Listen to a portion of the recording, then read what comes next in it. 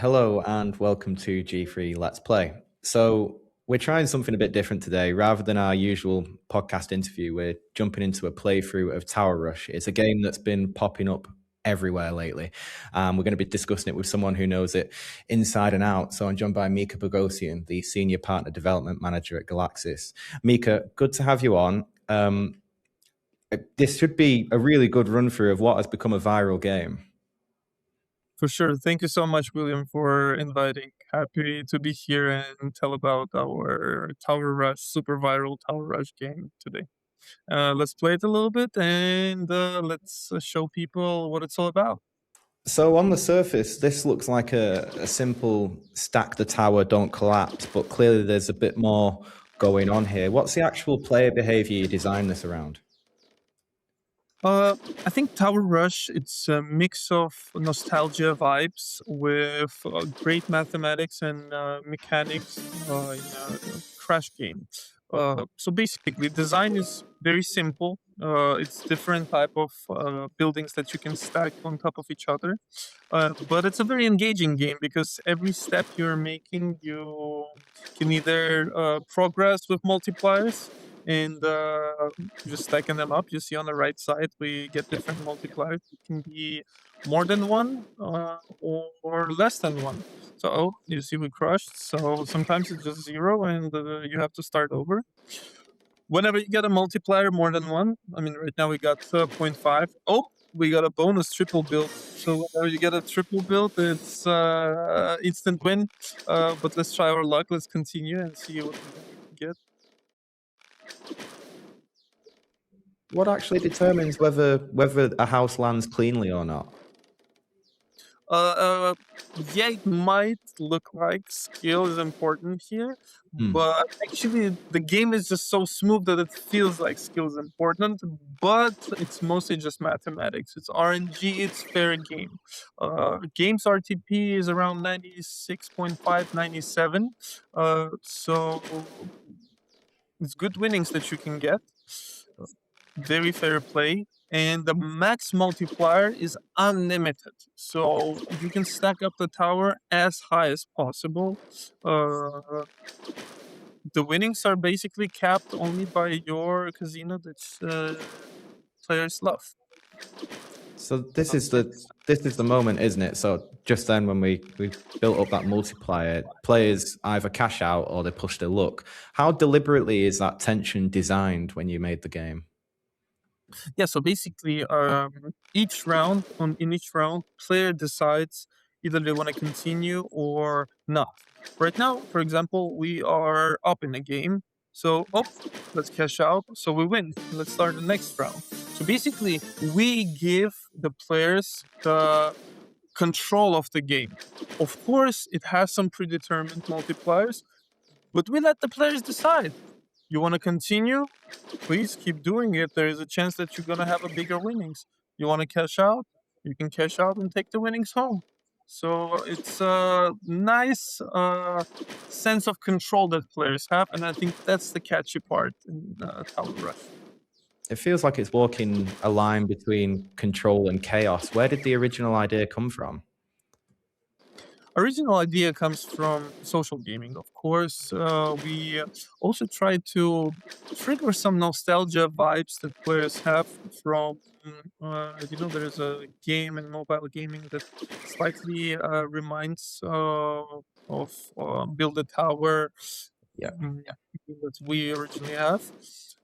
But we basically just remade the game fully into a casino gaming, and looks amazing. I think now it's even more popular than the original game. It's very different from someone spinning a slot, isn't it? It's almost more player psychology versus pure mechanics. It just feels like a completely different mindset, really.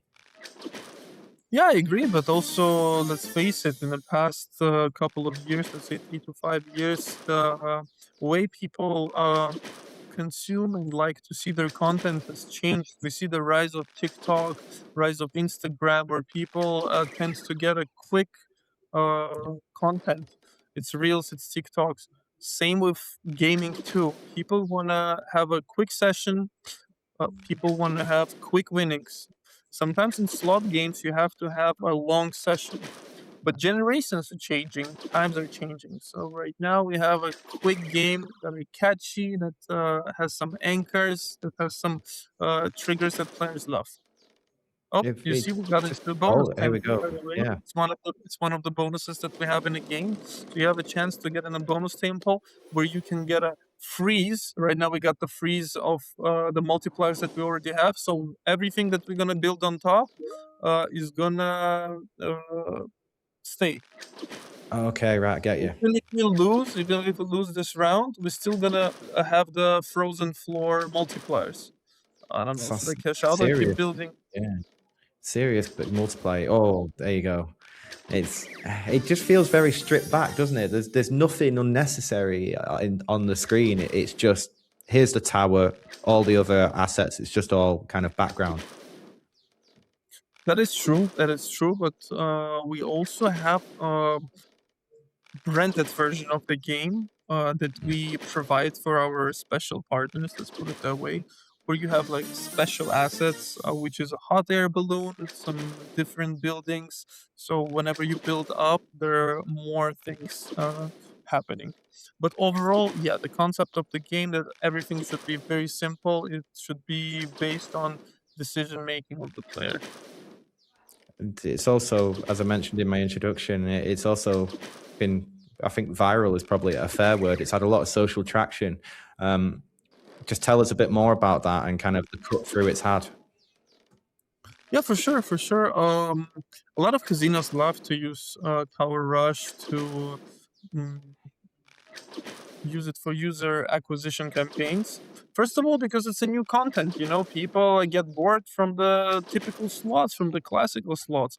Tower Rush is like fresh air in iGaming, so it's easier sometimes to bring new players into casinos. And also, Tower Rush is easy to use in TikToks, in Reels, because the game itself is can be applicable into mobile really Yeah. good. It's hard to use slot games for user acquisition campaigns, especially with younger generations. So Tower Rush is your must-have in this new wave of casino gaming. So it's a strong acquisition tool, but after that kind of initial hit, are you seeing players stick with it in the longer term? Oh yeah, trust me, trust me. Retention rate is like crazy. We have 40% of players who played Tower Rush this month. 40% of them are gonna come back for sure next month. It also depends per Wow. region, but 40% retention rate is super high, especially for a fast slash crash game like Tower Rush. And also the average bet amount and GGR per player and bet count is pretty high. Yeah. So it's not only a user acquisition tool, it's a tool to keep the players in the casino. It's a good retention tool too. It just feels very watchable. You can see why it would work on streaming. There's kind of a clear moment of tension every few seconds. Yeah, It's like that streaming angle. Is that something that influences how you design the game? the streaming angle, you mean? Yeah, in terms of are you thinking about how? Oh, here we go, another bonus. Sorry, once I'm distracted by the bonus. So if it hits a times two, that means it just comes straight out, and that's the times two. But if it goes onto the blue segment, it's frozen. Is it? Frozen Floor is basically all the multipliers that you had are Yeah. gonna still give you the winning. So even if you lose after Frozen Floor, it's still gonna the winning stays with you, whatever was before the Frozen Floor bonus. Get you. So the question that I was asking before was, what didn't articulate quite right was the kind of the streaming angle. So when you're creating games in house at Galaxsys, are you thinking how can we create a game that will work for kind of streaming and influencers, or is that something Yeah, that doesn't yeah. come into your thinking? Of course, of course. Our product team, our marketing team is working very closely with influencers and streamers.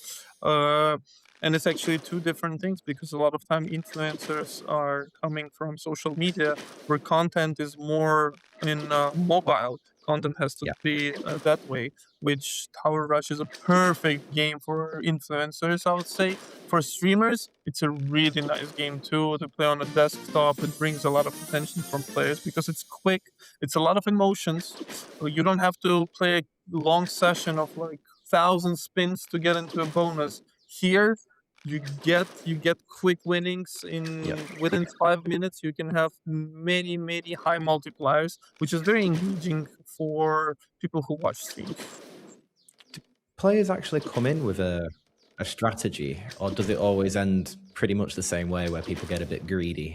Is that kind of a key part of the appeal, that sense of almost responsibility? That's a good question. That's a good question. I mean, it's always a fair play, but it's also depends on the decisions that you make inside of the game. When I Yeah. play, it's different for me. Sometimes I get greedy and I want to build a tower super high. Sometimes I just cash out on X2 multiplier every time I get it. It's about your personal strategy. I wouldn't say that there is one universal one, but definitely this game can have many strategies to create for your style of gaming. Oh, Mika, I really appreciate you coming out. There we go. It falls. It's just so. I find my eyes just constantly going over to that side of the screen and trying to talk to you at the same time. It is just very watchable. So that's Tower Rush. It's simple on the surface, but there's clearly a lot going on in how it pulls players in, and as you said before, how it keeps them there. I really appreciate you jumping on and talking us through it. Thank you so much, William. I really appreciate you asking all the right question about Tower Rush, and I'm looking forward for Tower Rush to becoming the top game on the market, number one game on all the markets. And our next Let's Play will be about how Tower Rush became number one game. I look forward to it, and I believe you. Thank you very much, Mika. Thank you so much, William. It was a pleasure talking to you.